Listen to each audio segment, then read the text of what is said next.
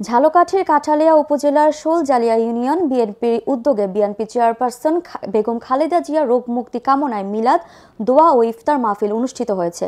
কচুয়া মাধ্যমিক বিদ্যালয় মাঠে এই মিলাদ ও ইফতার অনুষ্ঠিত হয়। দোয়া ও ইফতার অনুষ্ঠানে খালেদা জিয়া রোগ মুক্তি কামনায় ও শহীদ রাষ্ট্রপতি জিয়াউর রহমানের বিদেহী আত্মার মাগফিরাত কামনায় দোয়া করা হয়েছে।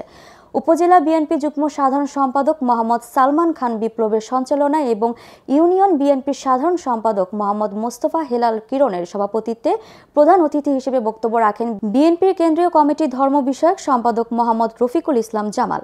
বিশেষ অতিথি হিসেবে বক্তব্য রাখেন বিএনপির বরিশাল বিভাগের সহ সাংগঠনিক সম্পাদক মোহাম্মদ মাহবুবুল হক নান্ন, সহকারী অ্যাটর্নি জেনারেল অ্যাডভোকেট জহিরুল ইসলাম সুমন, ঝালকাঠি সদর উপজেলা বিএনপির সাধারণ সম্পাদক মোহাম্মদ খোকন মল্লিক, ঝালকাঠি জজ কোর্টের পিপি অ্যাডভোকেট মাহেব আলম, কাঠালিয়া উপজেলা বিএনপির সভাপতি মোহাম্মদ জালালুর রহমান আকন, সাধারণ সম্পাদক মোহাম্মদ আক্তার হোসেন নিজাম সহ আরও অনেকে।